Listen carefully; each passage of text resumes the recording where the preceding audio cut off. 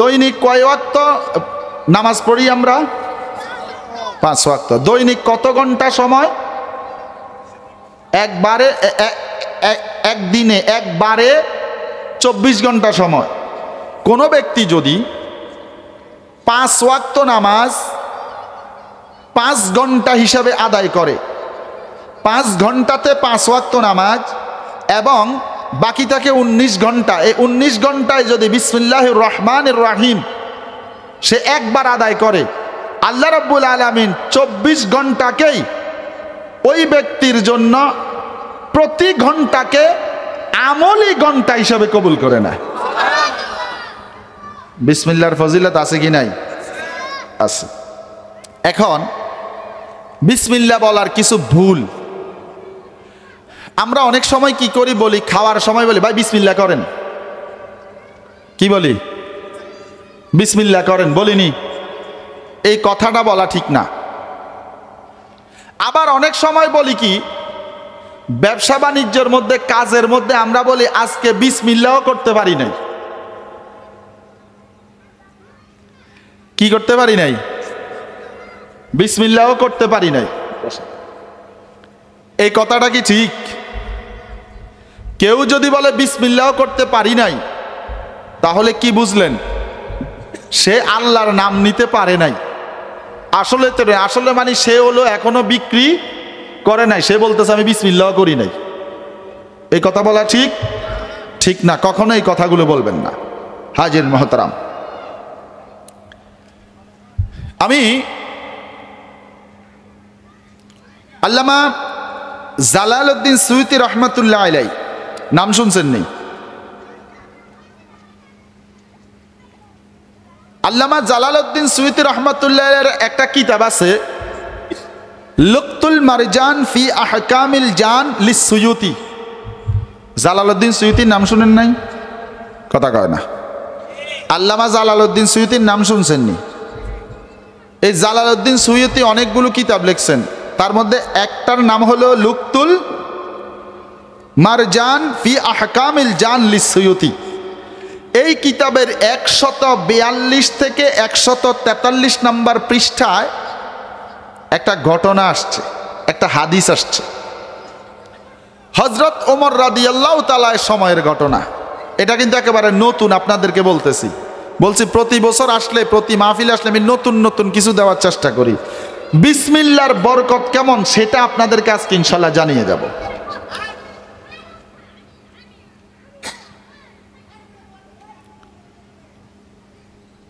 নবীর সাহাবী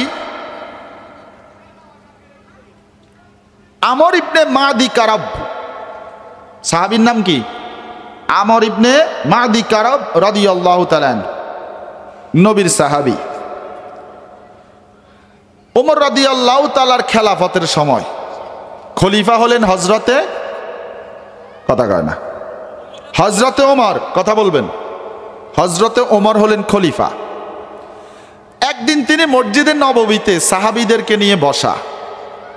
বিসমিল্লাহর কত ফজিলত, যেই কোনো কাজের আগে যে বিসমিল্লাহ বলতে হয় আমরা এটা ভুলে যাই। এটার ফজিলত কি আজকে বুঝে যাব। নবীর সাহাবী ওমর রাদিয়াল্লাহু তাআলা মসজিদে নববীতে অন্যান্য সাহাবীদেরকে নিয়ে বসা। এমন সময় তারা কোরআনুল কারীমের ফজিলত নিয়ে আলোচনা করতেছে। কিসের ফজিলত? কোরআনের। কোরআনের ফজিলত নিয়ে আলোচনা করার সময় হযরত আমর ইবনে মাদি কারাব রাদিয়াল্লাহু তাআলা ডাক দিয়ে বলেন, হে আমিরুল মুমিনিন ওমর, আপনারা যে কোরআনের ফজিলত নিয়ে আলোচনা করছেন, আপনারা বিসমিল্লাহর ফজিলত নিয়ে আলোচনা করছেন না কেন?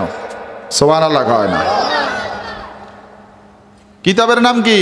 লুকতুল মারজান ফি আহকামিল জান লিসসুয়ুতী।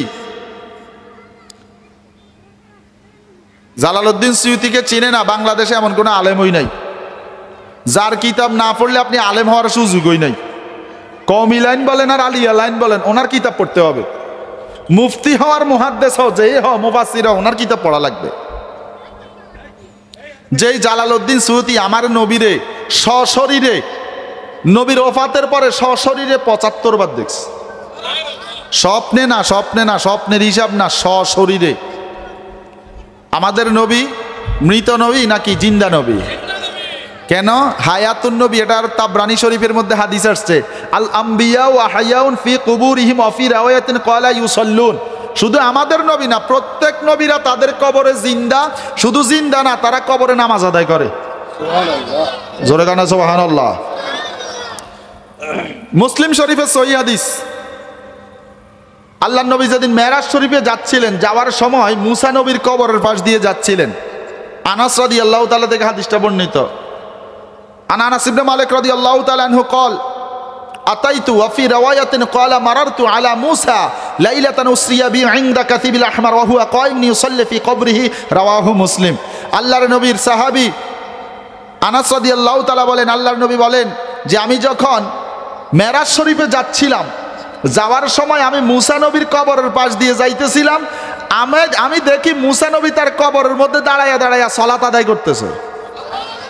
জোরে গান সুবহানাল্লাহ। মুসা নবী মরা না জিন্দা? জিন্দা। হাজিরিন, আমার নবী জিন্দা নবী, শুধু আমার নবী না, সব নবীরাই জিন্দা। আমর ইবনে মাদি করব রাদিয়াল্লাহু তাআলা আনহু ডাক দিয়ে বলে, ও আমিরুল মুমিনিন ওমর, আপনারা কোরআনের ফজিলত নিয়ে আলোচনা করছেন, কিন্তু আপনারা বিসমিল্লাহির রহমানির রহিমের ফজিলত নিয়ে, বিস্ময়কর ঘটনা নিয়ে কেন আলোচনা করছেন না? ওমর রাদিয়াল্লাহু তাআলা হেলান দিয়ে বসা অবস্থায় ছিলেন। ধরেন এইভাবে আমরা বসি না, আমরা বসি না এইভাবে হেলান দিয়ে। তো ওমর রাদিয়াল্লাহু তাআলা এবার কি করলেন? একেবারে সোজা টোজা, একেবারে সোজা হয়ে বসছে। সাহাবীরা সবাই তাকিয়ে আছে। ওমর রাদিয়াল্লাহু তাআলা খলিফা, ওনার চতুর্পাশে সাহাবীরা বসা থাকে, এটাই স্বাভাবিক। বর্তমানে ডক্টর ইউনূস সাহেব যেখানেই থাকুক, চতুর্পাশে লোক থাকে কি থাকে না? থাকে। তেমনই ভাবে ওমর রাদিয়াল্লাহু তাআলা খলিফা, চতুর্পাশে লোক থাকবে। এবার সাহাবীরাও নড়ে চড়ে বসলেন। হযরতে সাইয়্যিদুনা ওমর রাদিয়াল্লাহু তাআলা একেবারে হেলান থেকে সোজা হয়ে বসলেন।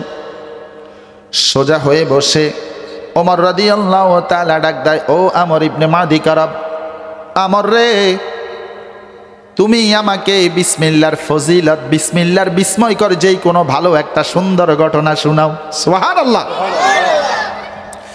এবার আমর ইবনে মাদি কারাব ডাক দিয়ে বলেন, ও আমিরুল মুমিনিন, আমি যেই ঘটনাটা বলবো, এই ঘটনাটা হলো আমি ইসলাম গ্রহণ করার পূর্বে আইয়ামে জাহিলিয়াতের অন্ধকার যুগের একটা ঘটনা।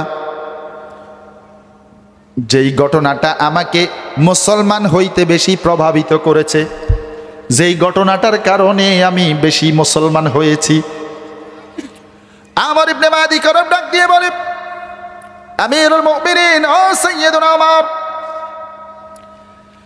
আমি ইসলাম গ্রহণ করার পূর্বে আইয়ামে জাহিলিয়ার মধ্যে এক সময় দুর্ভিক্ষ লেগেছিল। দুর্ভিক্ষ যখন লেগেছিল রাষ্ট্রের মধ্যে, কারো কাছে কোনো খাবার নাই, কোনো কাজ নাই, কোনো রুজি রোজগার নাই, বৃষ্টি হয় না, কোনো ফসল হয় না। ওই সময়ে আমি কি করলাম, আমার জনপদ থেকে বের হয়ে একটা জঙ্গলের ভিতরে দিয়ে হাঁটতেছি। উদ্দেশ্য হলো জঙ্গলের ভিতর দিয়ে ওই পারে যাব, ওই দিকে আবার কিছু লোকালয় জনপদ আছে, সেখানে গিয়ে কাজের সন্ধান করব, খাদ্যের ব্যবস্থা করব। আমিরুল মুমিনিন, আমি যখন ওই জঙ্গলের ভিতরে দিয়ে যাচ্ছি, আমি দূর থেকে তাকিয়ে দেখি জঙ্গলের ভিতরে দূরে একটা তাঁবু দেখা যায়। তাঁবু তো চিনেন? একটা তাঁবু দেখা যায় এবং তাকায়া দেখলাম তাঁবুর পাশে একটা ঘোড়া দাঁড়িয়ে আছে এবং কয়েকটা গৃহপালিত জন্তু দাঁড়িয়ে দাঁড়িয়ে ঘাস খাচ্ছে। সুবহানাল্লাহ। আমিরুল মুমিনিন, যখন আমি ওই তাঁবুর কাছে গেলাম, আমি ছিলাম একজন বলিষ্ঠ লোক, শক্তিশালী মানুষ। এই আরব দেশের মধ্যে আমার সাথে ঘোড়াতে দৌড়াইয়া কেউ কখনো পারত না। আমি এত শক্তিশালী ছিলাম। হুজুর, যখন আমি তাঁবুর কাছে গেলাম, তাঁবুর কাছে যাইয়া দেখি একজন রহস্যজনক বৃদ্ধ হেলান দিয়ে বসে আছে এবং একজন সুন্দরী মহিলা, সুন্দরী রমণী তার কাছে বসে আছে। একজন রহস্যজনক বৃদ্ধ বসে আছে হেলান দিয়ে, কি অবস্থায়? হেলান দিয়ে। তার পাশে একজন সুন্দরী রমণী বসে আছে। আমি যখন দেখলাম মহিলা মানুষ কিছুই করতে পারবে না, আমি শক্তিশালী, সাথে আছে একজন বৃদ্ধ মানুষ। কি মানুষ? বৃদ্ধ মানুষ। আমি কি করলাম, ওই বৃদ্ধকে ডাক দিয়ে বললাম, এই বৃদ্ধ, একটা ধমক দিলাম। শক্তিশালীরা আমরা ধমক দিই না মুরব্বীদেরকে? একদিন তো আমরাও বৃদ্ধ হয়ে যাব, কথা কয় না? এই শক্তি থাকবে? মুরব্বীদেরকে মুরব্বী মনে করি না, মনে করি আরে বুইরা আসছে দুনিয়ার মধ্যে জঞ্জাল সৃষ্টি করতে। কিন্তু ওনারা যে একদিন এই পৃথিবীর জমিনে যুবক ছিল সেটা মনে হয় তারা ভুলে গেছে। এই শক্তি পৃথিবীতে থাকবে না। এই দাড়িগুলো একদিন কালো ছিল, একদিন শক্তিশালী জোয়ান ছিল, তার সামনে দাঁড়ানোর মতো লোক ছিল না। আজকে দাড়িগুলো পেকে গেছে, বৃদ্ধ হয়ে গেছে। আমরাও তো একদিন এইভাবে দাড়িগুলো হয়তো সাদা হয়ে যাবে। এই দুনিয়া থেকে আমরা বিদায় হয়ে যাব। এই দুনিয়া থাকার জায়গা নয়, যাওয়ার আগে আমাদেরকে কবরের কাজ করে নিতে হবে। ওরে দেহ তোমার চর্মচর গলে পচে যাবে, শিরায় উপশিরাগুলো ছিন্ন ভিন্ন হবে। আরে মুন্ডু মেরুদণ্ড পড়ে রবে খণ্ড খণ্ড, মুন্ডু মেরুদণ্ড পড়ে রবে খণ্ড খণ্ড, পড়ে রবে মাটির উপর। রে মন আমার কেন বান্ধ দালান ঘর, রে মন আমার কেন বান্ধ দালান ঘর। কও না, ওই একদিন মাটির ভিতরে হবে ঘর, রে মন আমার কেন বান্ধ দালান ঘর। খারাপ লাগে? এটা আবার কয়েন না হুজুর গান গায়। আরে বাবা, গান না, বাদ্য দিয়া গাইলে কি এটা গান হয়ে গেছে? এটা তো কবরের কথা, কথা কয় না? ওরে প্রাণ পাখি উড়ে যাবে পিঞ্জর ছেড়ে, ওরে ধরা দামে সবই রবে, তুমি যাবে চলে। ভাই বন্ধু যত, পিতা মাতা তারা সুত, ভাই বন্ধু যত, পিতা মাতা তারা সুত, সকলে হবে তোমার পর। রে মন আমার কেন বান্ধ দালান ঘর, রে মন আমার কেন।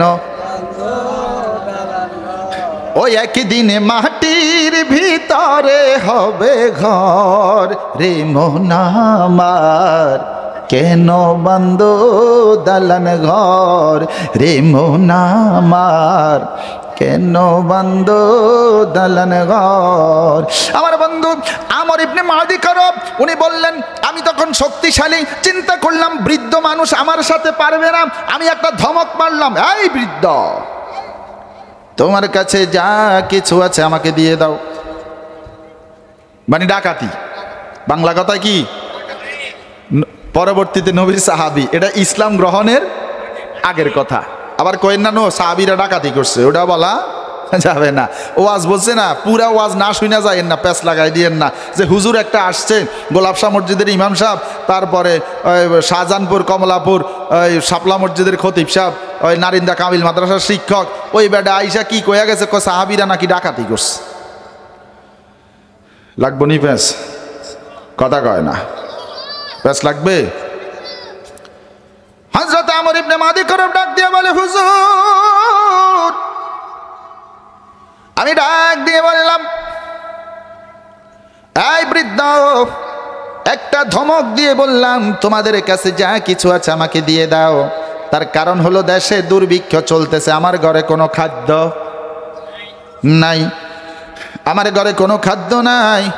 আমার সন্তানেরা কষ্ট করতেছে, আমি কিছু না নিলে তারা খেতে পারবে না, আমি এই টেনশনে দৌড়াইতেছি, কিছু রুজির ব্যবস্থা করব। এমন সময় বৃদ্ধ ডাক দিয়ে বলে, এই যুবক, যুবক, তুমি যদি মেহমান হতে চাও আমার কাছে বসো, আমি তোমার মেহমানদারি করব। আর যদি আমার কাছে কোনো সাহায্য চাও তাহলে আমি তোমাকে সাহায্য করব, বেশি ভেজাল কইরো না। সুবহানাল্লাহ। বেশি ভেজাল। বিসমিল্লাহর কত ফজিলত, শুধু এটা বর্ণনার জন্য আমি এই ওয়াকেটা আনছি। আবার কইবেন হুজুর কিচ্ছা একটা কই গেছে, কথা কয় না, কিচ্ছা কইয়া গেছি। ওই যে গত ইয়াতে কইছিলাম, আল্লাহ কোরআন শরীফও কিচ্ছা কইতে পারছে, আমরা বললে সমস্যা আছে নি? আল্লাহ কোরআন শরীফ বলে নাহানু নাকুসসু আলাইকা আহসানাল কসাস।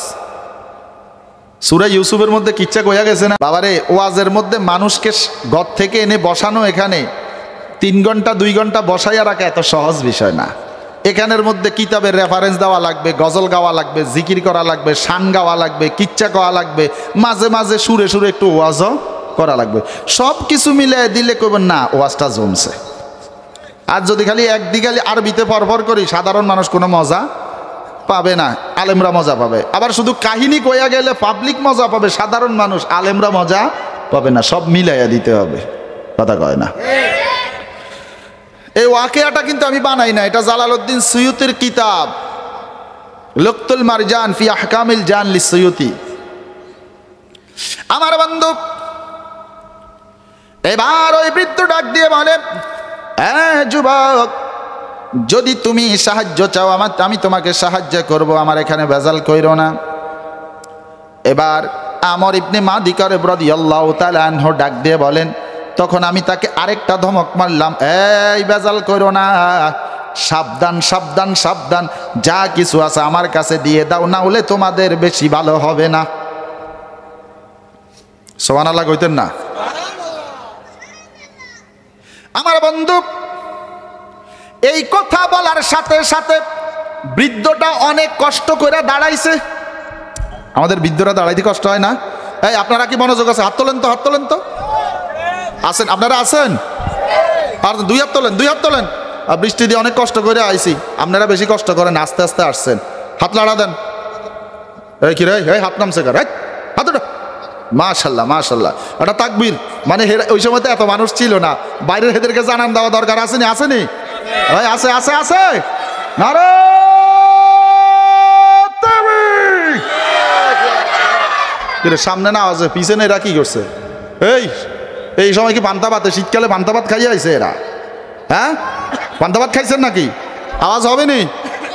মদিনাতে আওয়াজ পৌঁছাইতে হবে, মদিনা থেকে আরশে আজিম। রাজি আছেন? রাজি? আপনারা দিয়ে এখন রাজি? যে আওয়াজ দিবে না বোঝা গেলে আমাদের সাথে মিথ্যা বলছে, মিথ্যার কারণে হাসর ময়দানে ধরা হবে। নারে তাকবীর, নারে রিসালাহ, আহলে সুন্নাত ওয়াল জামাত জিন্দাবাদ জিন্দাবাদ। মাশাআল্লাহ, আওয়াজ হইছে, আওয়াজ হইছে, মাশাআল্লাহ। খারাপ না একেবারে, আপনারা খারাপও দেন না এই আওয়াজ। হাজিরিন মুহতারাম, আমি আপনাদের মধ্যে আকর্ষণ আমি ভালো দেখতেছি যে আপনাদের মনোযোগ আসছে এতক্ষণে। মনোযোগ আসার কারণে আমারও আলোচনার আস্তে আস্তে ধার উঠতেছে। প্রথম থেকে একটু পরিবর্তন হয়েছে না? লাস্টে আরো জজবা উঠবে ইনশাল্লাহ। হ্যাঁ, প্রেমের কারণে তো আসছি নাকি? আরে প্রেম আগুনে জহিলা হইলাম ছাই। যাক, ইনশাল্লাহ সামনে আছে। আমার বন্ধু আমর ইবনে মাদিকা ডাক দিয়ে বলে, ওই বৃদ্ধটাকে দেখলাম অনেক কষ্ট করে, উনি একদম নড়তে নড়তে খুবই কষ্ট করে সোজা হয়ে দাঁড়াইছে। বৃদ্ধরা সাধারণ যেইভাবে কষ্ট করে দাঁড়ায়, ওই বৃদ্ধটা সোজা হয়ে অনেক কষ্ট করে দাঁড়ানোর পরে হে পড়ে ফেলছে বিসমিল্লাহির রহমানির রহিম। জোরে কয় না? আইয়ামে জাহিলিয়াতের সময়ও দেখা যায় নেককার ইমানদার মানুষ কিছু ছিল। সোজা হয়ে বৃদ্ধ দাঁড়াইল। এবার দাঁড়ায়া বৃদ্ধ বলতেছে বিসমিল্লাহির রহমানির রহিম। এই বিসমিল্লাহ বলে সে আমার উপর ঝাঁপাইয়া পড়ছে। আল্লাহু আকবার কয় না? আমর ইবনে মাদি কারব ডাক দিয়ে বলে, ওই লোকটা আমার উপর ঝাঁপিয়ে পড়লো, এমনভাবে আমার সাথে কুস্তি করতে লাগলো, আমি অনেক কষ্ট অনেক চেষ্টা করার পরও তার সাথে পারি না, একেবারে সে আমার বুকের উপরে উঠে শক্ত করে বসে গেছে। শক্তিটা কিসের? বিসমিল্লাহ। যখন বসে গেল, বসে যাওয়ার পরে সে আমাকে বলতেছে, এই যুবক বল, আমি কি তোমাকে ছেড়ে দেব নাকি তোমাকে আমি তলোয়ার দিয়ে জবাই করব? কয়, হুজুর আমি কি করলাম? আমি ওই বৃদ্ধকে বলি, আমাকে ছেড়ে দাও, আমি এমন আর করব না। বৃদ্ধ আমাকে ছেড়ে দিল। ছেড়ে দেওয়ার পরে আমি নিজেকে ধিক্কারে দিতে লাগলাম। আমি নিজেকে বললাম, ও আমর ইবনে মাদি কারব, এই আরব দেশের মধ্যে তুমি একজন বিখ্যাত কুস্তিগির, একজন শক্তিশালী মানুষ, ঘোড়সওয়ারি, আজকে সাধারণ একজন বৃদ্ধ মানুষের সাথে তুমি পারলা না। এই কথা বলে আমি আবার ওই বৃদ্ধকে বললাম, এই তোমার কাছে যা আছে সব কিছু আমাকে দিয়ে দাও। এই কথা বলার সাথে সাথে বৃদ্ধ আবার বিসমিল্লাহির রহমানির রহিম বলে আমার উপর ঝাঁপাইয়া পড়ছে। আমার উপর ঝাঁপাইয়া পড়া, আমাকে এমনভাবে মাটির মধ্যে আছাড় মেরে ফেললো। ফেলার পরে আমি তো চোখে শুধু তারা দেখতেছি, এবং আমার বুকের উপর উঠে বসে গেছে। আবার বলতেছে, তোমাকে আমি কি জবাই করব না ছেড়ে দিব? বলে, আমাকে ছেড়ে দাও, আমি এমন করব না। তৃতীয়বার যখন চিন্তা করলাম, কিরে সাধারণ একটা বৃদ্ধ মানুষ, তার সাথে আমি পারতেছি না, ব্যাপার কি? এরপরে আবারও আমি বললাম, যা আছে সব বের করো। এই বৃদ্ধ আবারও বিসমিল্লাহির রহমানির রহিম বলে আমার উপরে ঝাঁপাইয়া পড়লো, আমাকে আছাড় মেরে মাটিতে ফেললো। এরপরে আমার বুকের উপর এসে বসে গেল, বসে ডাক দিল, তোমাকে ছেড়ে দিব না, জবাই করব। আমি বললাম, আমাকে ছেড়ে দাও। কয়বার? এবার বৃদ্ধ ডাক দিয়ে বলে, না না না, 3 বার হয়ে গেছে, এখন আর সম্ভব। ডাক দিল সুন্দরী মহিলাটাকে, আয় আমার দেশি। এই মহিলা ছিল এই ব্যক্তির দাসী এবং স্ত্রী হিসেবে গ্রহণ করেছে। ডাক দিল, দেশি আমার তলোয়ারটা নিয়ে আসো। যখন তলোয়ার নিয়ে আসা হলো, ওই বৃদ্ধ ডাক দিয়ে বলে, 3 বারের পরে নিয়ম হলো আমি তোমাকে জবাই করব, কিন্তু না, তোমার প্রতি আমার মায়া হয়েছে, তোমাকে জবাই করব না, তোমার সামনের চুলগুলো আমি তলোয়ার দিয়ে কেটে দিব। কি কেটে দিবে? সামনের চুলগুলো এইভাবে তলোয়ার দিয়ে কেটে দিয়েছে। আর সামনের চুল যদি কোনো যুবকের কাটা হয়, জাহিলি যুগের মধ্যে আরব দেশের নিয়ম ছিল, সেই ব্যক্তি লজ্জায় নিজের পরিবার আত্মীয় স্বজনকে কাউকে মুখ দেখাইতে পারত না, এবং যেই ব্যক্তি তাকে পরাজিত করেছে, এটা ছিল পরাজয়ের একটা লক্ষণ। সামনের চুল কেটে দেওয়া এটা পরাজয়ের একটা লক্ষণ, পরাজিত ব্যক্তির লক্ষণ। এবং নিয়ম হলো, কেউ যদি কারো সামনের চুল কেটে দেয়, ওই ব্যক্তি যে হারিয়েছে তার 1 বছর পর্যন্ত গোলামি করতে হবে। কি করতে হবে?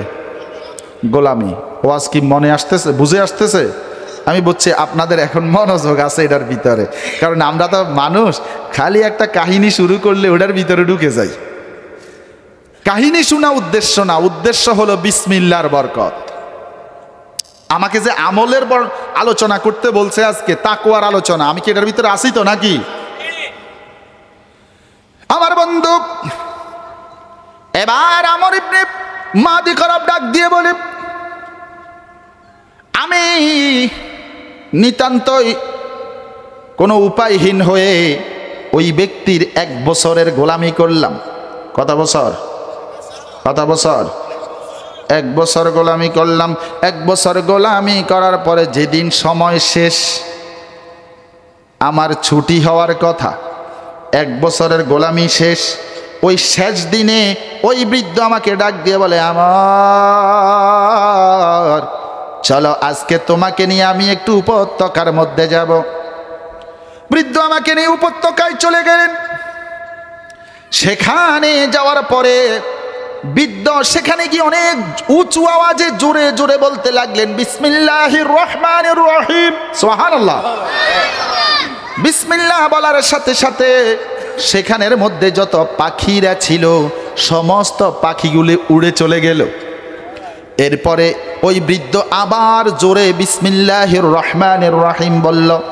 এবার যত হিংস্র পশু ছিল সমস্ত পশুগুলো, বন্য পশুগুলো সেখান থেকে চলে গেল। আবার জোরে বিসমিল্লাহির রহমানির রহিম বলল।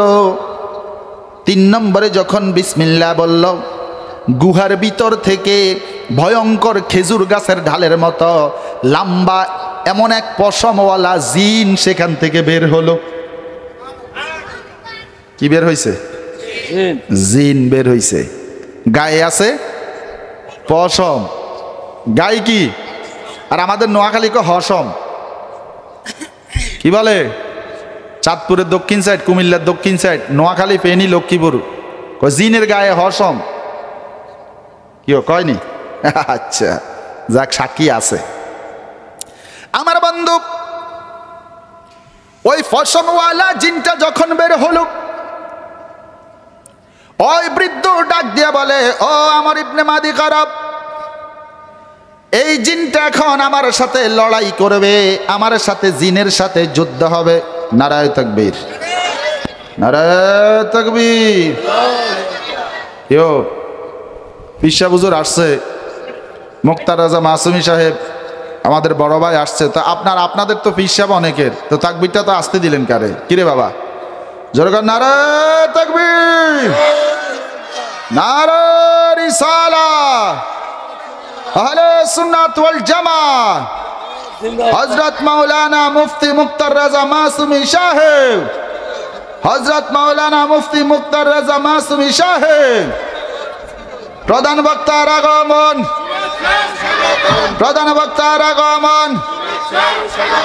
এলাকাবাসীর পক্ষ থেকে, যুবক ভাইদের পক্ষ থেকে নারায়ে তাকবীর।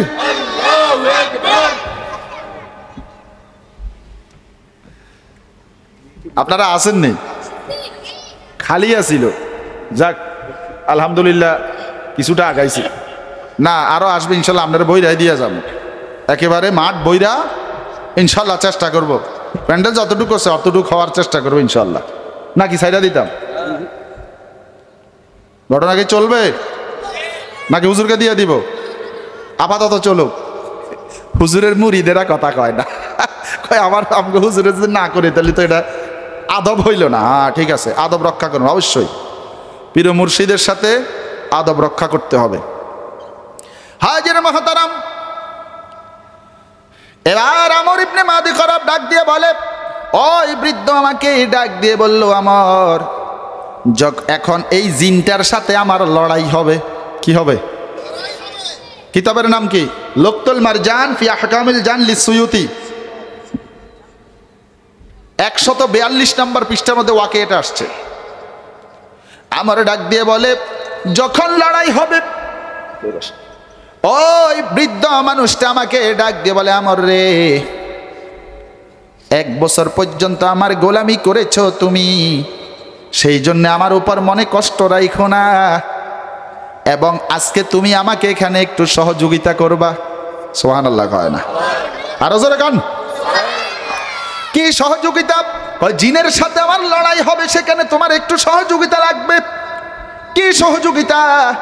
কয়, যখন আমার লড়াই শুরু হয়ে যাবে তুমি বলবা এই বৃদ্ধ মানুষটা বিসমিল্লাহির রহমানির রহিমের বরকতে এই জিনের উপর বিজয়ী হবে।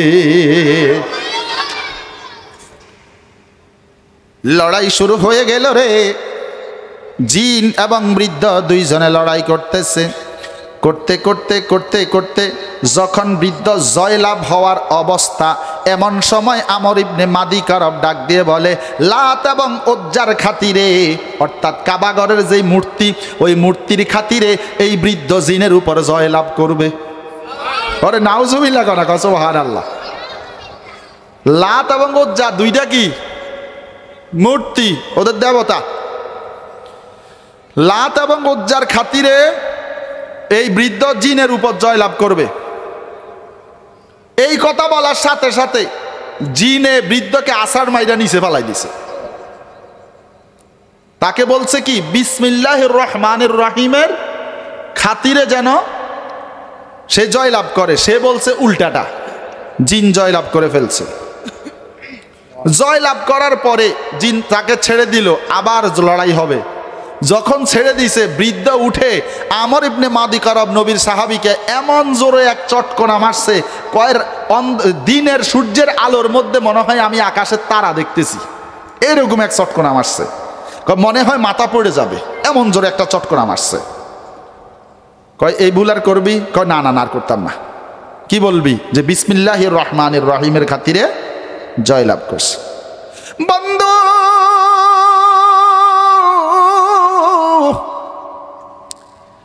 এবার আবার দুইজনের মধ্যে ঝগড়া, মারামারি, কুস্তা কুস্তি আবার শুরু হয়ে গেল, লড়াই শুরু হয়ে গেল। যখন দুইজনে জিন এবং বৃদ্ধ লড়াই করতেছে, এমন সময় আমর ইবনে মাদি কারব ডাক দিয়ে বলে, এই বৃদ্ধ এই জিনের উপর বিসমিল্লাহির রহমানির রহিমের খাতিরে বিজয় লাভ করবে। এই কথাটা বলতে দেরি রে, বৃদ্ধ জিনটাকে এমন একটা আছাড় মারলো, আছাড় মেরে মাটিতে ফালাইয়া মাটির মধ্যে এমন ভাবে লাঠি যেইভাবে আমরা গেড়ে দিই, এই জিনটাকে এইভাবে মাটির মধ্যে পুঁতে দিছে। সুবহানাল্লাহ। পুঁতে দেওয়ার পরে এইভাবে জিনটার বুকটা বৃদ্ধ হাত ঢুকাইয়া ছিঁড়ে ফেলছে। ছিঁড়ে ভিতর থেকে আগুন জাতীয় কিছু একটা বের করছে। কি বের করছে? এইভাবে জিনটাকে এভাবে একদম মাটিতে ডাবাই দিয়া তার বুক ছিঁড়ে ভিতর থেকে আগুনের মতো কিছু একটা বের করছে। সাহাবীরা প্রশ্ন করে, ও আমর ইবনে মাদি কারব, তুমি কি বৃদ্ধকে জিজ্ঞাসা করো নাই জিনের ভিতর থেকে কি বের করছে? করে আমর ইবনে মাদি কারব, রে তুমি কি জিজ্ঞাসা করো নাই ওই জিনের ভিতর থেকে কি বের করেছে? আমর ইবনে মাদি কারব ডাক দিয়ে বলে, হ্যাঁ আমি বৃদ্ধকে জিজ্ঞাসা করেছি। বৃদ্ধ বলেছে, এই জিনটা ছিল একটা কাফের জিন। এই জিনের বন্ধু, আমারও সে একজন বন্ধু ছিল। ওই বন্ধুটা হলো একটা খ্রিস্টান জিন। আমার এক বন্ধু ছিল, বৃদ্ধ বলে, আমার এক বন্ধু জিন ছিল, সে ছিল খ্রিস্টান। তার মহল্লার মধ্যে কতগুলো জিন থাকতো। প্রত্যেক বছর আমি একজন জিনের সাথে লড়াই করি। সুবহানাল্লাহ। আমি একজন জিনের সাথে প্রত্যেক বছর লড়াই করি। এই জিনটার পালা ছিল এই বছর। আমি তার ভিতর থেকে যেই জিনিসটা বের করছি, ওই জিনিসটা হলো ধোঁকা। সে মানুষকে যেটা দিয়ে ধোঁকা দেয় সেটা, এবং তার ভিতরের মধ্যে যে কুফুরি ছিল, আমি হাত ঢুকাইয়া তার কুফুরিটা বের করে ফেলেছি। যখন কুফুরি বের করছে, তাহলে জিনটা কি হয়ে গেছে? কুফুরি বের করলে আর জিন কি কাফের থাকে? ইমানদার হয়ে গেছে। আমার বন্ধু, এরপরে আমর ইবনে মাদি কারব ডাক দেয়, যখন ওই লোকটা, বৃদ্ধ মানুষটা লড়াই শেষ করে এক গুহার মধ্যে সে ঘুমাইছে, আমাকে বলছে, তুমি জায়গাটা পাহারা দাও, কোনো জঙ্গলি জানোয়ার হয়তো আমাদেরকে আক্রমণ করতে পারে। তখন আমি কি করলাম, ওই বৃদ্ধের কাছে একটা তলোয়ার ছিল, ওই তলোয়ারটা নিলাম, এবং এক বছর আমার উপর যে সে খবরদারি করেছে, আমার মালিক সে যে আমাকে গোলাম বানিয়ে রেখেছে, সেই জন্য এমন জোরে তার পায়ের মধ্যে কোপ মারলাম, ওই বৃদ্ধের দুইটা পাও আমি আলাদা করে ফেলেছি। নাউজুবিল্লাহ। বৃদ্ধ জেগে ডাক দিয়ে বলে, ওই গাদ্দার, তুমি কেন আমার সাথে বিশ্বাসঘাতকতা করলে? গাদ্দার রে, বিশ্বাসঘাতকতার ফল তো কখনো ভালো হয় না। এই কথা বলার সাথে সাথে আমি ওই তলোয়ার দিয়ে বৃদ্ধকে টুকরা টুকরা করে দুনিয়া থেকে বিদায় করে দিয়েছি। নাউজুবিল্লাহ। ও আমিরুল মুমিনিন হযরত ওমর, এরপরে আমি তাবুর কাছে আসলাম, তার ওই দাসীর কাছে, রমণীর কাছে আসার পরে সেই রমণীর জিজ্ঞাসা করলো, ও আমর, লড়াইয়ের খবর কি? জিনের সাথে আমার স্বামী যে লড়াই করতে গিয়েছে, লড়াইয়ের খবর কি? কে জয়লাভ করেছে? আমর ইবনে মাদি কারব ডাক দিয়ে বলে, লড়াইয়ের মধ্যে জিন জয়লাভ করেছে এবং তোমার স্বামীকে মেরে ফেলেছে। নাউজুবিল্লাহ। ওই মহিলা কান্না করতে করতে বলে, না না না আমর, ও বিশ্বাসঘাতক, তুমি আমাকে মিথ্যা কথা বলছো রে আমর। আমার স্বামীকে আজকে শত শত বছর ধরে কোনোদিন কোনো জিনে পরাজিত করতে পারে নাই। আল্লাহু আকবার। পাওয়ার কি? বিসমিল্লাহির রহমানির রহিম। পাওয়ার, এটা হলো একটা শক্তি। আমার কেন তুমি আমার সাথে মিথ্যা কথা বলছ? আমার মনে হয় আমর রে, আমার মনে হয় তুমি আমার স্বামীকে হত্যা করে ফেলেছ। জিন নয় রে, আমার মনে হয়, আমার মন বলে তুমি বিশ্বাসঘাতকতা করেছ। ও আমর, আমি তোমাকে বরদোয়া দি রে, বরদোয়া দি। তুমি আরব দেশের মানুষের সামনে কেমনে মুখ দেখাইবা যে বন্ধু হয়ে বন্ধুকে তুমি হত্যা করেছ? ও আমর, আমার বয়সের শপথ, আমার ইজ্জতের শপথ, আমার মহিলা হয়ে আমি রমণী হওয়ার শপথ, তুমি আমার স্বামীকে যেহেতু দুনিয়া থেকে বিদায় করে দিয়েছ অন্যায়ভাবে, আমি বরদোয়া করে গেলাম তুমি কোনোদিন ভালো জিনিসের মুখ দেখবে না এবং দুনিয়ার জমিনে কোনোদিন তুমি ইজ্জত পাইবে না। নাউজুবিল্লাহ। ওই আমার ডাক দিয়ে বলে, মহিলা যখন আমাকে বরদোয়া দিতেছে, আমার রাগ আর সহ্য হচ্ছে না। আমি তলোয়ারটা নিয়ে মহিলার দিকে তেড়ে গেলাম, তাকেও আমি হত্যা করে ফেলবো। কেন? শর্ত 1 বছর তারা আমাকে কি করেছে? গোলামি করাইছে। এই কারণে আমি তেড়ে গেলাম মহিলার দিকে, আমি মহিলাকে হত্যা করে ফেলবো। হঠাৎ করে আমার সামনে থেকে মহিলাটা অদৃশ্য হয়ে গেল। এমনভাবে অদৃশ্য হলো আমি বুঝতেই পারলাম না কোন দিকে গেছে।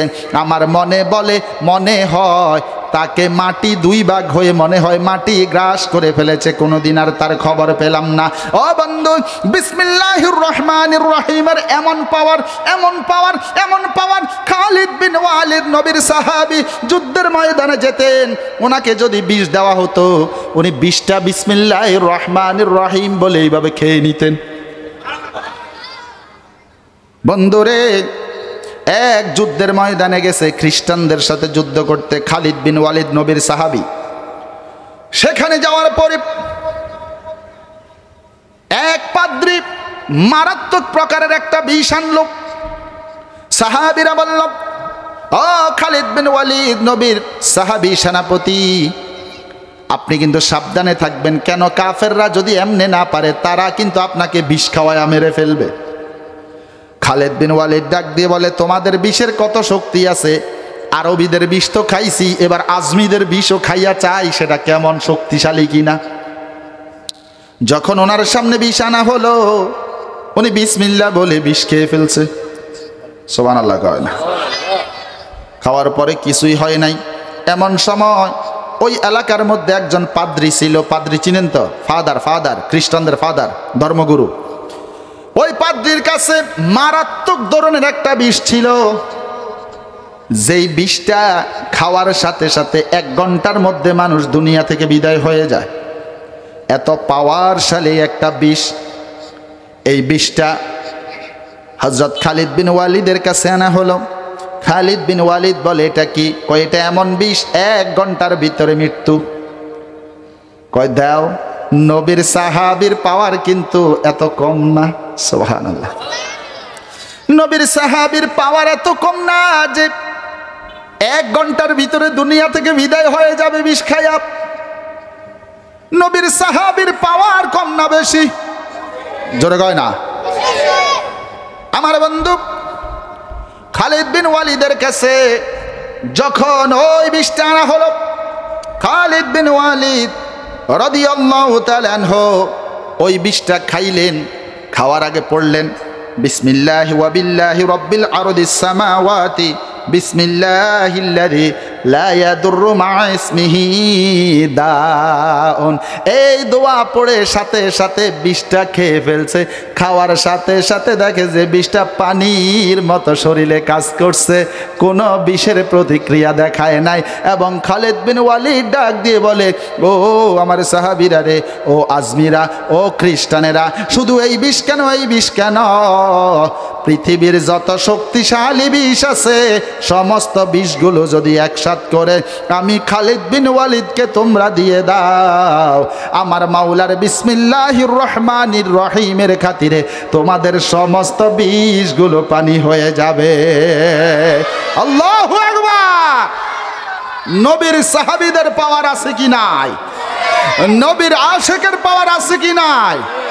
নবীর সাহাবী না, শুধু নবীর আশেক যারা, নবীর আশেক আউলিয়া কেরাম অনেক জায়গায় ভাবে বিষ খাইয়া পানি করে ফেলছে, আসেনি? সেই নবীর প্রেমে পাগল হওয়া দরকার, আসেনি? হাত তোলে কোন নবীর প্রেমে পাগল হতে চাই কি চাই না? ওটা তাকবীর দেন, নারে তাকবীর, নারে রিসালাত। হাত নাও। ওই একজন প্রেমিকা ছিল গো সোনার মদিনা। খাও না, কবেন নি, কবেন নি, কবেন নি, শেষ, আমি শেষ করে দিতেছি। ওই একজন প্রেমিকা ছিল গো সোনার মদিনা, কওনা নবী আসিল গো সোনার মদিনা। এত আস্তে গানা। ওরে যার প্রেমেতে আশিক রূপে, যার প্রেমেতে মজনু রূপে, যার প্রেমেতে আশিক রূপে, যার প্রেমেতে মজনু রূপে খোদে রব্বানা, একজন প্রেমিক আসিল গো সোনার মদিনা, একজন নবী আসিল গো সোনার মদিনা। আর সালম ভাই চলে আসছে, একটু মহব্বতে কন। ওরে যার প্রেমেতে আশিক রূপে, যার প্রেমেতে মজনু রূপে খোদে রব্বানা, একজন প্রেমিক আসিল গো সোনার মদিনা, একজন নবী আসিল গো সোনার মদিনা। ওরে যারে দেখলে রবি শশী আনন্দ হইত খুশি, যারে দেখলে রবি শশী ওরে আনন্দ হইত খুশি, আমার নবীজি না হইলে খুশি আল্লাহ খুশি না, আমার নবীজি না হইলে খুশি আল্লাহ খুশি না। ওই একজন প্রেমিক আসিল গো সোনার মদিনা, হায় একজন নবী আসিল গো সোনার মদিনা। হায় হায় যার প্রেমেতে আশিক রূপে, যার প্রেমেতে মজনু রূপে খোদে রব্বানা, একজন নবী আসিল গো সোনার মদিনা। ওই একজন প্রেমিক আসিল গো সোনার মদিনা। হায় হায় ওই নামের ওই রশি ধরে ওরে যাবো আমরা খুদার ঘরে, ওই নামের ওই রশি ধরে যাবো আমরা খুদার ঘরে, যেমন আসে কানে মাসুকের পাইতে কামনা, যেমন আসে কানে মাসুকের পাইতে কামনা, একজন প্রেমিক আসিল গো সোনার মদিনা, একজন নবী আসিল গো সোনার মদিনা।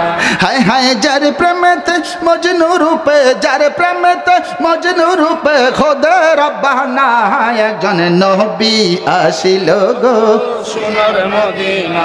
ওই একজন প্রেমিক আসিল গো, আরে ওই নামের ওই রশি ধরে যাব আমরা খুদার ঘরে, যেমন আসে কানে মাসুক পাইতে করে কামনা, যেমন আসে কানে মাসুক পাইতে করে কামনা, একজন প্রেমিক আসিল গো সোনার মদিনা, একজন নবী আসিল গো সোনার মদিনা। ওরে যাহারা গো মোহনের তরে ওরে কাবা ঝুঁকে সিজদা করে, যাহারা গো মোহনের তরে ওরে কাবা ঝুঁকে সিজদা করে, তিনি আমার নূরের নবী শাহে মদিনা, হায় হায় তিনি আমার জিন্দা নবী শাহে মদিনা, হায় হায় তিনি আমার নূরের নবী শাহে মদিনা, কওনা তিনি আমার জিন্দা নবী শাহে মদিনা, একজন প্রেমী আসিল গো সোনার মদিনা, একজন নবী আসিল গো সোনার মদিনা। ও কওনা হাজার প্রেমেতে আশিক রূপে, যার প্রেমেতে আশিক রূপে খোদে রব্বানা, একজন প্রেমী আসিল গো সোনার মদিনা, একজন নবী আসিল গো সোনার মদিনা। সুবহানাল্লাহ। আলহামদুলিল্লাহ কোন বুঝছি, আলহামদুলিল্লাহ আওয়াজে বোঝা যায় গজল মজা হয় নাই নাকি? গজল মজা লাগছে? তা আলহামদুলিল্লাহ কইতে এত কৃপণতা করেন কারে? যে ব্যক্তি আলহামদুলিল্লাহ বলতে কৃপণতা করবে বোঝা গেলে আসলেই কৃপণ। হাজিরিন, সাপ্তাহ দেওয়া হয়েছে আমাকে আজকে তাকওয়া এবং আমল।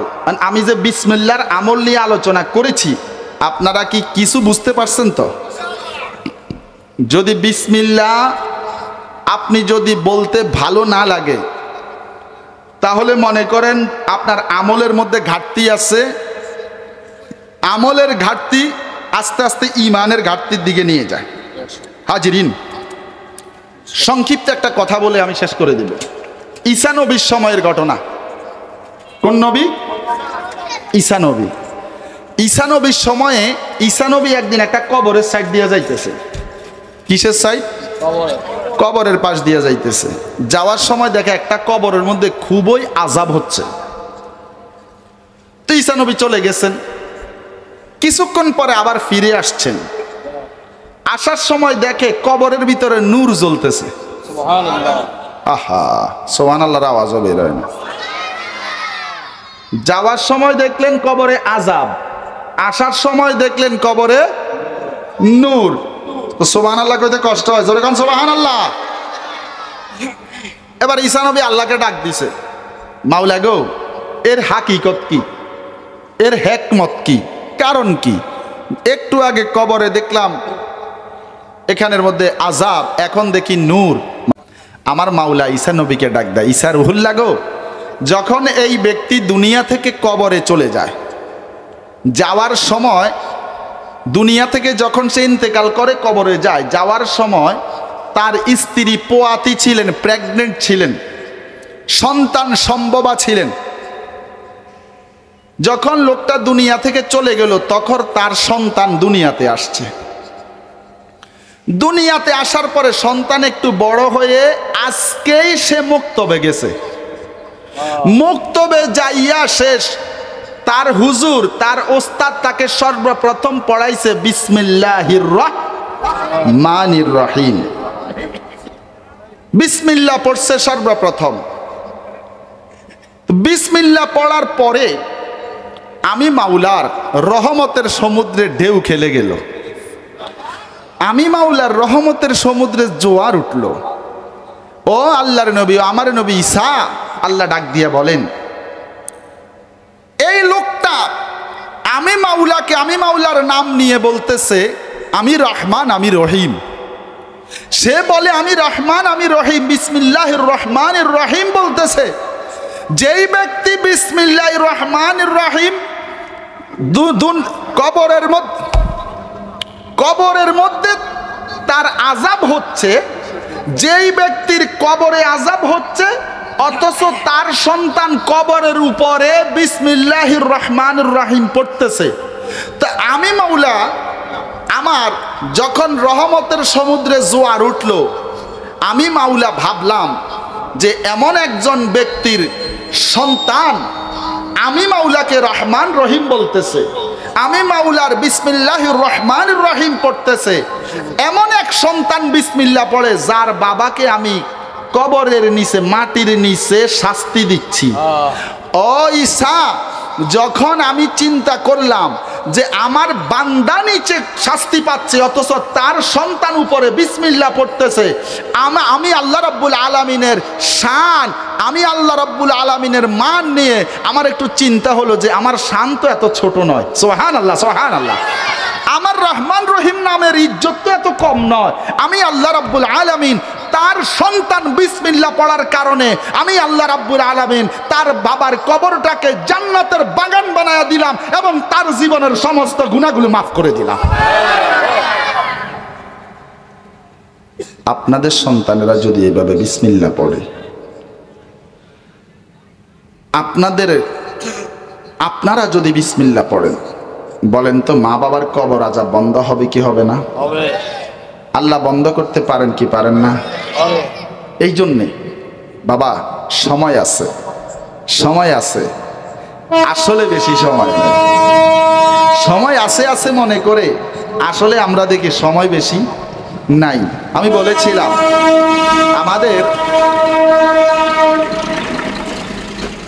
আমাদের সফর অনেক লম্বা, আমাদের সামানা অনেক কম। কোটি কোটি বছরের সফর দিবেন, যদি সাথে কমপক্ষে এক পোটলা বুট না নিয়ে যাইতে পারেন, খাইবেন কি? আরে চাবাইয়া চাবাইয়া তো খাইতে পারতেন যে এক পোটলা, এক ছোট্ট একটা পোটলা একটা কয়টা বুট নিয়ে যাই তো চাবাইতে পারবো, কথা কয় না। তো আমরা যদি কবরে যাই, আমল যদি কিছু না থাকে উপায় আছে? আসেনি, উপায় নাই বাবা। নামাজ কেউ মিস দিবেন না। কেন? আউয়ালু মা ইউহাসাবু বিহিল আবদু ইয়াউমাল কিয়ামাতিস সালাহ। হাসরের ময়দানে সর্বপ্রথম হিসাব হবে নামাজের। কবরের মধ্যে হিসাব হবে ইমানের। কবরে হিসাব হবে কিসের? ইমানের। হাসরে ইমান সম্পর্কে জিজ্ঞাসা করবে না, হাসরে সর্বপ্রথম হিসাব হবে নামাজের। আবার মনে করেন না যে নামাজ পড়ছেন তো আপনি বেহেশতে চলে গেছেন। ওই যে গত মাহফিলের মধ্যে একটা ঘটনা বলছিলাম, মনে আসেনি? যে একটা উসিলা দেখবে আল্লাহ, যেই কোনো উসিলা দিয়া, কেন আমরা পরিপূর্ণ হিসাব দিয়ে বেহেশতে চলে যাব এই আশা করা কখনো যাবে না।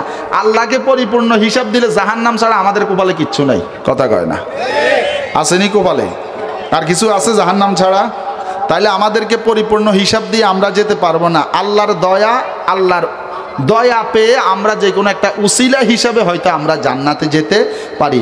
এই জন্য উসিলা ধরবেন, যেই কোনো উসিলা, এবং চেষ্টা করবেন নামাজটা ঠিক মতো আদায় করার জন্য। যেই ব্যক্তি নামাজ 5 ওয়াক্ত আদায় করে সে কখনো গুনাহ করতে পারে না।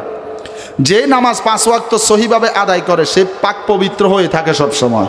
সে কখনো সুদ খায় না, সে কখনো ঘুষ খায় না, সে কখনো জিনা করে না, সে কখনো মানুষের উপর অত্যাচার করে না, কারো দোকান লুটপাট করে না, মা বাবাকে কষ্ট দেয় না, নিজের স্ত্রী পরিজনের হক আদায় করে, মুসলমান ভাই বোন আত্মীয় স্বজনের হক আদায় করে, মানুষের আইল কেটে কেটে চিকন করে ফেলে না।